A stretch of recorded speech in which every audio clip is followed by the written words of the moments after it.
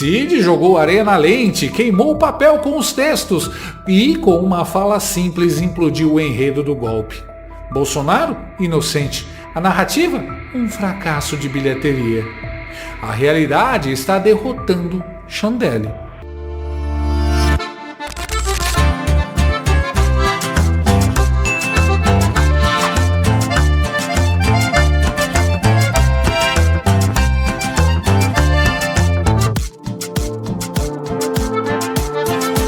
O ingresso para ver este palhaço neste circo que pega fogo é o seu like, é o seu joinha, é o seu gostei, que agora vai se acostumar a acompanhar a Vivi Sem Mimimi no lugar do Jornal Nacional, as notícias que a Globo não fala. E aí vem ele, Mauro Cid, que já foi visto como o mordomo do apocalipse, o entregador de minutas do golpe, o carteiro do fim da democracia.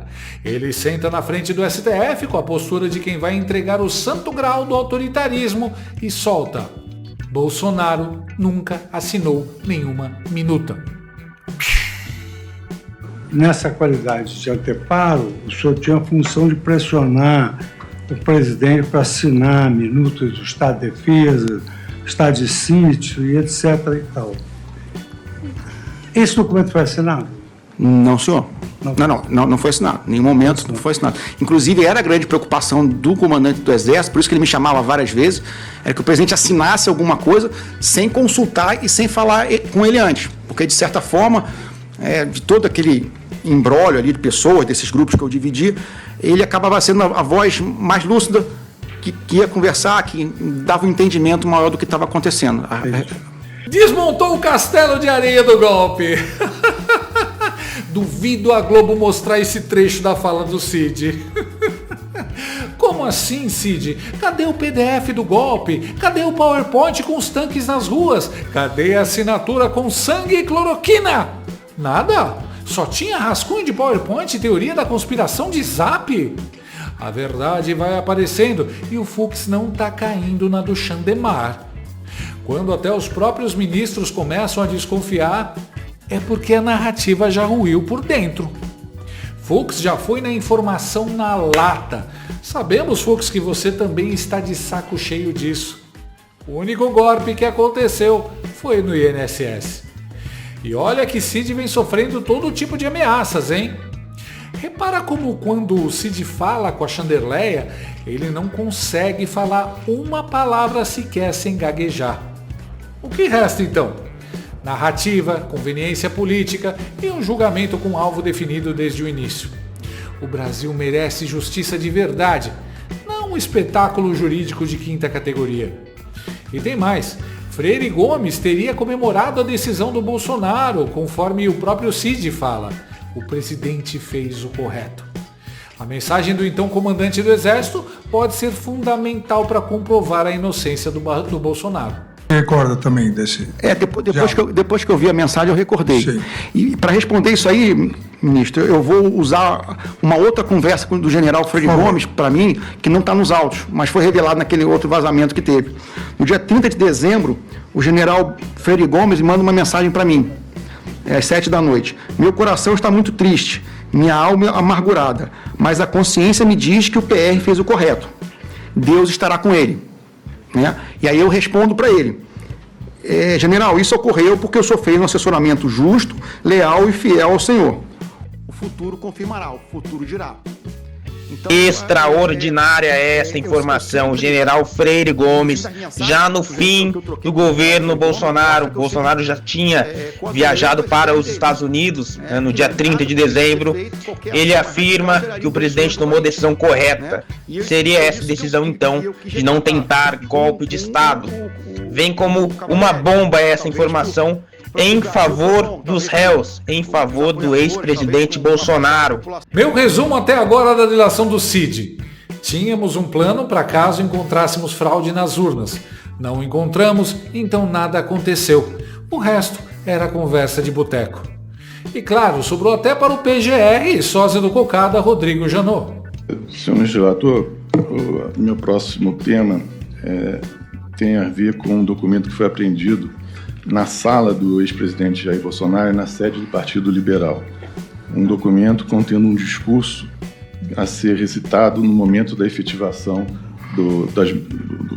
das medidas de excepcionais no contexto constitucional. O documento tratava expressamente de estado de sítio, decretação de operação de garantia da lei e da ordem, e o mesmo texto foi encontrado no aparelho celular do réu colaborador. Eu gostaria de perguntar ao réu se ele se recorda desse discurso, quem dirigiu, quem disponibilizou o texto para que ele armazenasse e se ele conversou com o presidente da República sobre esse texto. Esse texto foi da foto, procurador? Esse foi apreendido na sala do ex-presidente... Não, da minuta do golpe. Da minuta do golpe. Não, porque no meu celular, pelo que eu recordo, nos áudios, a única coisa que teve de próximo a uma minuta foi aquele texto da foto. Não havia. O que havia depois eram os documentos daquele estudo da ECM, que foi feito em 2017. Mas eu desconheço essa minuta aí do PL. Eu não me lembro de... E o discurso que o presidente da República faria depois dessas medidas? Também não passou por mim, não recebi e também não vi. Repara como ele mesmo ia dizer: leitura no momento do golpe. Aí depois ele se toca que não era golpe, e sim medidas constitucionais. Até a marionete do Chandecir tem dificuldade em falar a palavra golpe. Hoje esses depoimentos entraram para a história, o dia em que foi desmascarado o maior esquema de calúnia e difamação em nome da democracia. Cid ainda reforça que o Bolsonaro acreditava que as eleições foram fraudadas.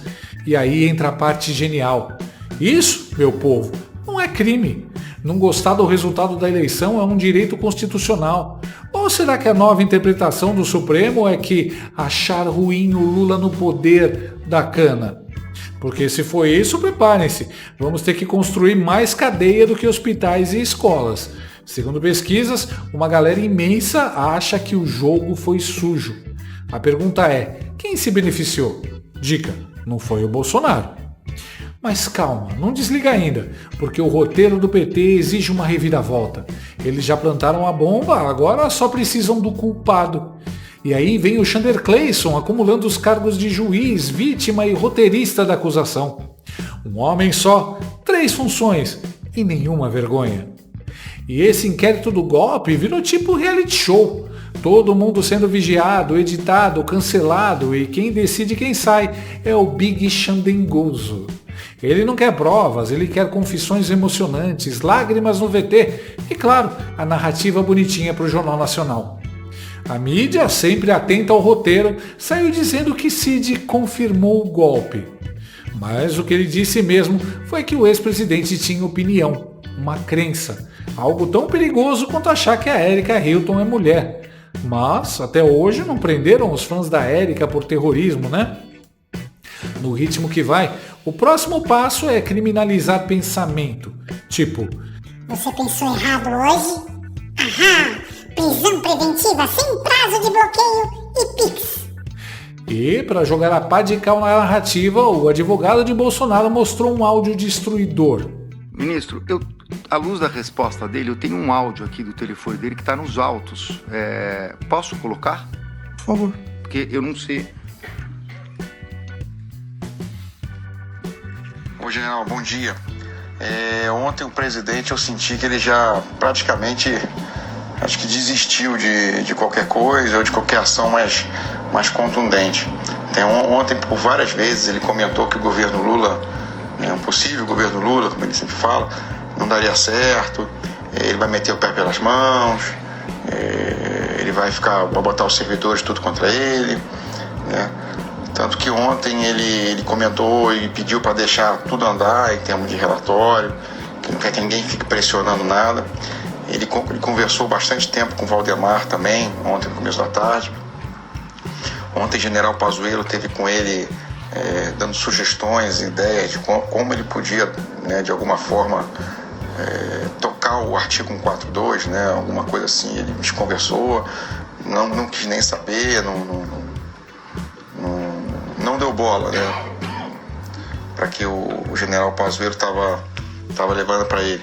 Também deixou o general Paulo Sérgio tranquilo com relação ao prazo de entrega e o que vai ser escrito no relatório. Inclusive deu até a entender que o que tiver lá tá bom, né? O que escrever tá ótimo, né? O próprio aquele outro relatório da IVL que deve estar saindo também, ele não quis pressionar o Valdemar, deixou rodar, e na conversa que ele teve depois com os empresários, ele tava o Rank, tava aquele cara da Centauro, tava o Meia Nigre, né? Ele tava o cara do Coco Bambu também, ele também que falou, ó, o governo Lula vai cair de podre, né? E o pessoal ficou um pouco de moral baixa porque os empresários estavam querendo pressionar o presidente, a pressionar o MD a fazer um relatório, né, competente, duro, né, para virar jogo, aqueles negócios. E ele mesmo já descaracterizou e já falou que talvez os empresários, né, vocês que vão se prejudicar muito com o Lula. Então, presidente, eu queria perguntar... O senhor vai pedir aditamento da denúncia? Não. Em relação aos empresários e ao Pazuello? Não, presidente, Não, fiquei na dúvida. Não, é que na verdade, os empresários que foram aqui mencionados, eu não vi entrada no Palácio, por isso eu perguntei, aqui nós temos e ele está falando de uma reunião, então eu queria saber se ele estava mentindo para contar uma história para o interlocutor, se é verdade. O senhor não se recorda? Não, eu não me recordo dessa Qual mensagem. A data? Qual a data? Dessa Quem foi essa? É começo de 8 de novembro. 8 de novembro. 8 de novembro. E foi para quem essa mensagem? Para um general. Porque começa assim, oi general. Bom, possivelmente foi para o general Freire Gomes, né? Se não está identificado, possivelmente foi para o general Freire Gomes, que era o general que eu tinha uma interlocução mais direta. Mas isso era o que acontecia, mostrava os altos e baixos das conversas que se tinham. Tanto que tem outra mensagem com o general Freire Gomes, que quando eu falo que o presidente estava mal, eu peço para ele vir falar com o presidente que o presidente estava mal. Então esse era um pouco da realidade que estava acontecendo no Alvorada nesse momento. Mas eu não me recordo da reunião com os empresários. Realmente eu não me recordo. Cada narrativa que cai, a cara de raiva do Xandirene chega a ser engraçada. Game over! Esse advogado é o craque do jogo. Chanderlene nunca mais vai deixar os advogados colocarem áudio de novo. O áudio prova que Bolsonaro não só não quis dar golpe, como também acreditava que o governo Lula ia cair de podre. Tava certo nessa. A gravação reforça a tese de que Bolsonaro não participou de articulações que a mídia chama de golpistas e que, ao contrário, evitou qualquer escalada de tensão institucional após as eleições. Resumindo o depoimento do Mauro Cid. Não ouvi essa conversa. Possivelmente. Talvez. Não posso afirmar. Provavelmente. Não tenho certeza. Eu acho. Não sabia. Não participei. Não lembro. Não estava nessa reunião. Cheguei após a reunião. Repara que quando é para acusar o Bolsonaro de golpe, tudo não passa de uma fofoca, não sabe de nada, não existem provas de nada. A frase só sai redonda, sem medo e sem ser vaga quando ele está relatando que Bolsonaro não fez nada de ilegal. Tá bem na cara o que está se acontecendo, né? Enquanto isso, o homem que venceu a eleição com 50,9% das urnas e 100% da Globo tá lá, na Europa, tirando foto com o ditador e dando pitaco sobre liberdade de expressão. Um gênio, o gênio da lâmpada que só realiza desejo se for da Janja ou da Glaze. A verdade é que o castelo de areia do inquérito começou a desmoronar com uma simples frase do Mauro Cid. A assinatura que nunca existiu virou o símbolo do desespero de um sistema que precisa desesperadamente de um culpado útil para esconder a bagunça institucional que virou o Brasil. E aqui vemos o raro momento em que uma narrativa forjada encontra um depoimento honesto. A espécie entra em extinção imediatamente. E assim termina mais um capítulo da superprodução, o golpe que nunca existiu. O juiz grita, bate o martelo, faz cara feia, mas no fundo sabe que ninguém mais o leva a sério. Estou indo agora para Nova York levar a namorada. Então você já chegou aqui? Deixa o like. O preço para ver o palhaço no picadeiro é curtir. Curtir, primeiro C. Segundo C, comentar. Terceiro C, compartilhar. Vocês estão carecas de saber, já podem ser ministros. Oi! Diante dos inúmeros bloqueios que eu venho recebendo do STF e também todo o boicote do YouTube, canais de cortes dos meus vídeos como esse são muito importantes para fazer a minha mensagem chegar ao máximo de pessoas possível. Sem isso, o pessoal fica refém da Globo News e das outras redes de televisão de esquerda. Por isso, todo mundo tem autorização expressa para recortar os meus vídeos à vontade, exatamente como fazem aqui os meus amigos do Pave News. Curtam então o vídeo e se inscrevam nesse canal. Para acompanhar os meus programas completos ao vivo, eu sugiro que você acesse o meu canal e o site do Paulo Figueiredo Show. A gente transmite ao vivo todas as terças e quintas às 15 horas. Você também pode, no meu site, apoiar o meu trabalho diretamente. O programa é totalmente financiado justamente pelos assinantes e cada contribuição é crucial. Se tornar assinante e apoiador é muito fácil, é acessível e eu criei um cupom de desconto especial com 20% aqui na descrição. É uma contribuição de pouco mais de $5 por mês, menos que uma promoção do Big Mac, e você tem acesso a vários conteúdos exclusivos, análises detalhadas e descontos dos meus cursos. De novo, link e cupom na descrição. Você pode contribuir também de uma forma mais significativa se você se tornar um patrono Gold. Aí, com um compromisso de $50 por mês, você se junta ao nosso grupo exclusivo de WhatsApp, participa das nossas reuniões mensais de Zoom, de encontros presenciais e tem acesso direto a mim por e-mail. E você vai poder compartilhar as suas ideias, contribuindo para um grupo de elite dedicado ao futuro do Brasil. Você imagina o impacto que você pode ter. Desde dezembro de 2022, as minhas redes sociais estão bloqueadas no Brasil, as minhas contas bancárias, ativos, todos congelados, meu passaporte cancelado, tudo por ordens do Alexandre e sem justificativa. Então, se você está procurando uma forma de ajudar e fazer a diferença para o seu país, essa é uma ótima forma. Não me deixa sozinho.